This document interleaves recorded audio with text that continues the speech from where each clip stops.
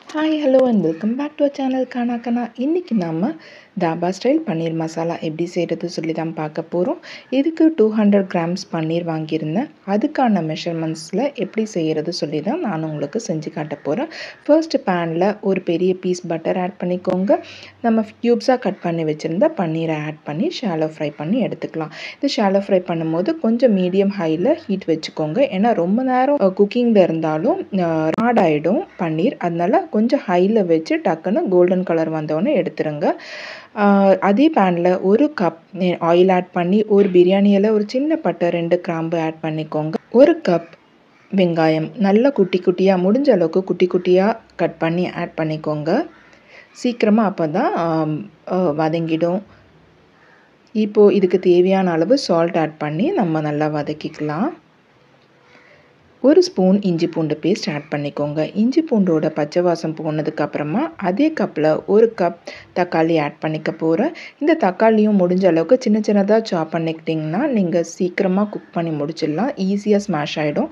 இப்போது 1/2 கப் தயிர் ஆட் பண்ணிக்க போகிறேன். ஒரு spoon red chilli powder add பண்ணிக்கோங்க.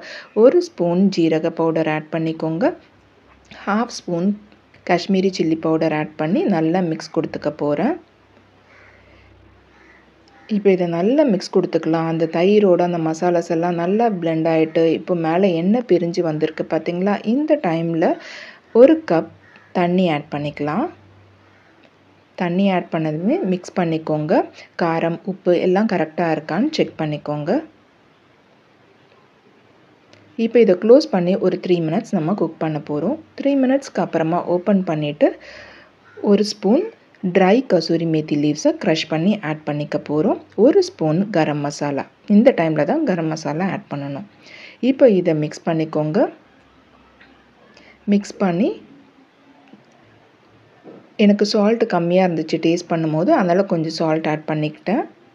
இப்போ ஆல்ரெடி நம்ம ஃப்ரை பண்ணி வச்சுருந்த பன்னீரை இதோட சேர்த்துக்க போகிறோம். இந்த மசாலாவோட இந்த பன்னீர் இந்த டைமில் மசாலாவில் சேர்க்கும் போது நம்ம அதுக்கு குக்கிங் டைமுக்கு ஒரு 3 மினிட்ஸ் கொடுக்கலாம். அப்போ தான் அந்த பன்னீரில் அந்த மசாலாஸ்லாம் போய் சேர்ந்து நமக்கு டேஸ்டியாக கிடைக்கும். இப்போது 2 பச்சை மிளகாவை ஸ்லிட் பண்ணி ஆட் பண்ணிக்க போகிறேன். இந்த டைமில் பச்சை மிளகாய் ஆட் பண்ணிங்கன்னா இன்னும் ஒரு டிஃப்ரெண்ட் டேஸ்ட் நம்மளுக்கு என்ஹான்ஸ் பண்ணி கொடுக்கும். அதனால் கடைசியாக நான் பச்சை மிளகாவை ஆட் பண்ணியிருக்கேன். இப்போ இது ஒரு நல்ல மிக்ஸ் கொடுத்துக்கோங்க. இப்போ நான் ஆல்ரெடி சொன்ன மாதிரி இந்த மசாலாஸ்லாம் அந்த பன்னீரில் போய் சேர்கிறதுக்காக நம்ம ஒரு 2 to 3 மினிட்ஸ் டைம் கொடுக்கலாம். 3 மினிட்ஸ்க்கு அப்புறம் நான் ஓப்பன் பண்ணி பார்க்குறேன். நம்மளுடைய பன்னீர் மசாலா தாபா ஸ்டைலில் ரெடி ஆகிடுச்சு. ஃபைனலாக ஒரு ஸ்பூன் பட்டர் ஆட் பண்ணி மிக்ஸ் கொடுத்தோன்னா அதோட டேஸ்ட் நல்லாயிருக்கும்னு சொல்லிட்டு நான் ஆட் பண்ணியிருக்கேன். எனக்கு இந்த மாதிரி கடைசியாக பட்டர் ஆட் பண்ணும்போது பிடிக்குன்றதுனால நான் ஆட் பண்ணியிருக்கேன். இந்த கடைசியாக பட்டர் ஆட் பண்ணுறது ஆப்ஷனல் தான். வேணும்னா நீங்கள் ஆட் பண்ணிக்கோங்க, இல்லைனாலும் ஒன்றும் பிரச்சனை இல்லை, ஸ்கிப் பண்ணிக்கலாம். அவ்வளோதான், நம்மளுடைய பன்னீர் மசாலா தாபா ஸ்டைலில் இது ரெடி ஆகிடுச்சு பார்த்தீங்களா? இந்த பன்னீர் மசாலா அன்றைக்கி சப்பாத்திக்காக நான் செஞ்சுருந்தேன் டின்னருக்காக. அன்றைக்கி நாங்கள் 3 பேருமே ரொம்பவே என்ஜாய் பண்ணி தான் சாப்பிட்டு இருந்தோம். அதனால் நான் சொல்லியிருக்க மெஷர்மெண்ட்ஸ் படி நீங்கள் கண்டிப்பாக ட்ரை பண்ணி பார்த்துட்டு உங்களோட அவுட்கம் எப்படி வந்ததுன்னு சொல்லி எனக்கு கமெண்ட்ஸில் சொல்லுங்கள். இதே மாதிரி வேறு இன்னொரு இன்ட்ரெஸ்டிங்கான வீடியோவில் உங்களை மீட் பண்ணுறேன். அது வரைக்கும் it's bye bye from Latha Kannan. Thanks for வாட்சிங்.